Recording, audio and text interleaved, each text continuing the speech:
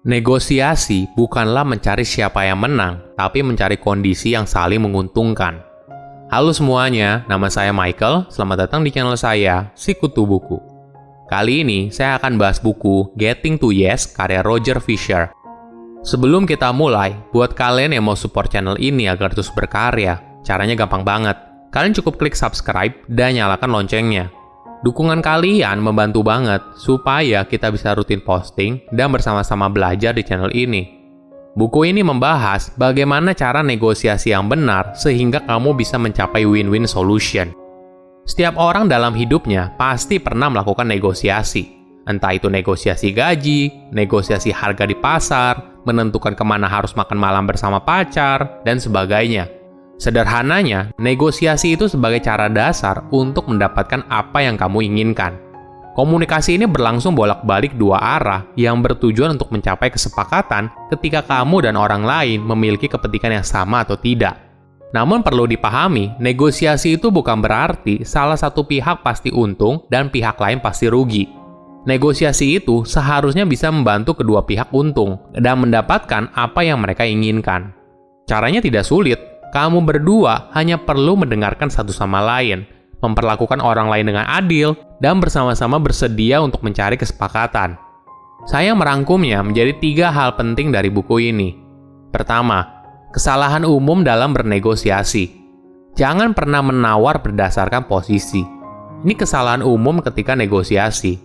Jika setiap orang sudah mengambil posisi dan berargumen berdasarkan itu, maka akan sangat sulit mencapai kesepakatan. Contohnya begini. Ketika ada sebuah kepentingan yang berseberangan, masing-masing sudah mengambil posisi, apakah mereka tim yang pro dan tim yang kontra. Jika sudah begitu, negosiasi bukan lagi bertujuan untuk mencari titik tengahnya atau win-win solution, tapi masing-masing sudah sibuk mempertahankan posisinya dan merasa dirinya paling benar. Inilah yang membuat sebuah negosiasi menjadi sangat panjang dan tidak efisien. Dalam hal ini, biasanya menawar berdasarkan posisi akan menjadi pertarungan siapa yang paling benar.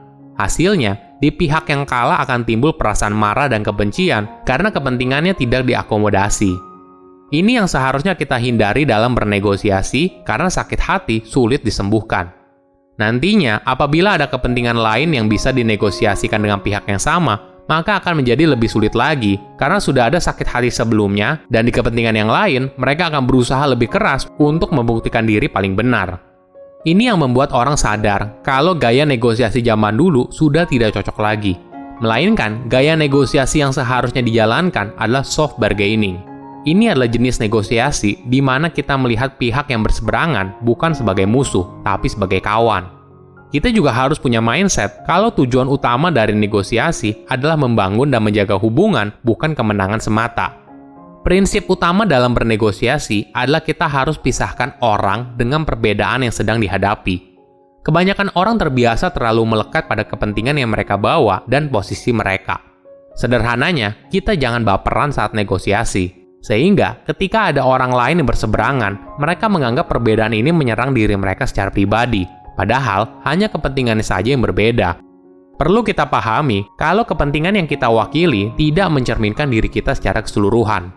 Ketika kita bisa membedakan antara kepentingan yang kita hadapi dan orang tersebut, maka hal ini akan membuat kita bisa melakukan negosiasi tanpa harus menyakiti orang lain secara personal.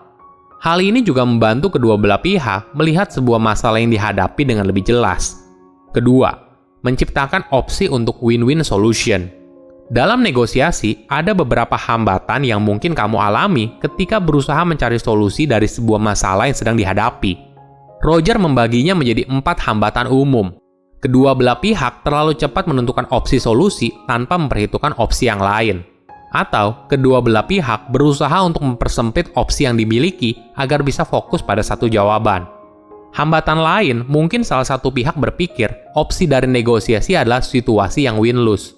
Mereka berasumsi opsi yang tersedia hanyalah salah satu pihak menang dan pihak lain kalah. Atau yang terakhir, salah satu pihak berharap pihak lain berinisiatif untuk mencarikan solusi dari masalah yang sedang dihadapi.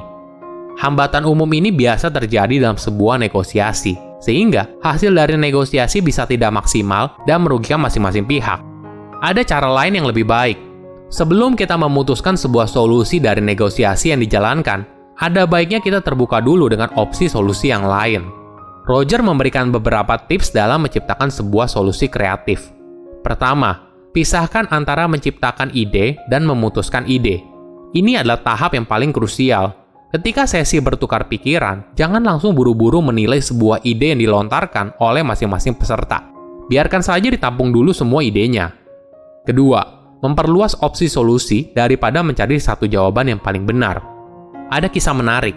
Dua orang bertengkar di dalam sebuah perpustakaan. Orang pertama ingin jendelanya dibuka, dan orang kedua ingin jendelanya ditutup. Kemudian datanglah seorang pustakawan, dan dia bertanya, kenapa orang pertama mau jendelanya dibuka? Orang pertama bilang kalau dia ingin menghirup udara segar. Pustakawan itu lalu bertanya kepada orang kedua, kenapa dia mau jendelanya ditutup?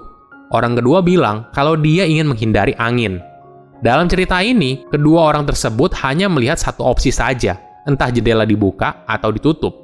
Padahal, masih banyak opsi yang lain. Misalnya, orang kedua bisa meminjam sweater, orang pertama membuka jendela di ruangan lain, atau salah satu dari mereka pindah lokasi dan sebagainya.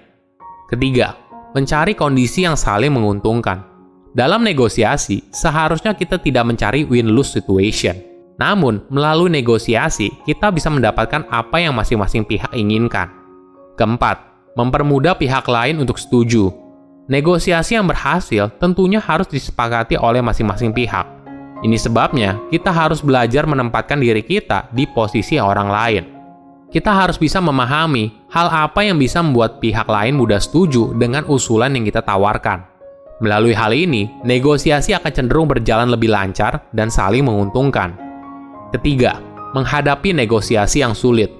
Kadang ada kalanya kita melakukan negosiasi dengan pihak yang lebih berkuasa dari kita. Jadi, posisi awalnya sudah tidak seimbang.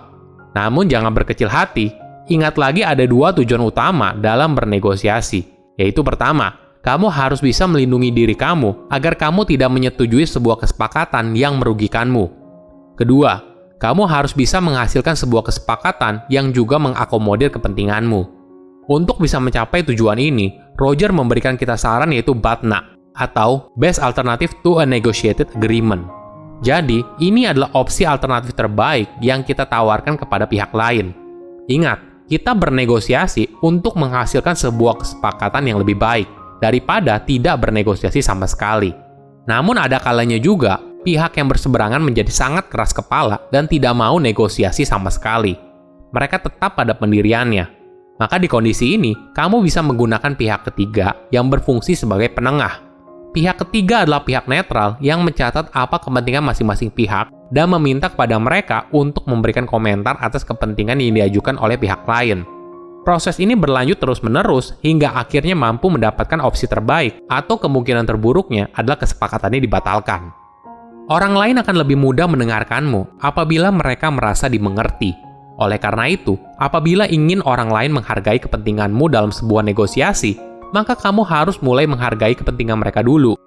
Silahkan komen di kolom komentar pelajaran apa yang kalian dapat ketika baca buku ini. Selain itu, komen juga mau buku apa lagi yang saya review di video berikutnya. Saya undur diri, jangan lupa subscribe channel YouTube Sikutu Buku. Bye-bye.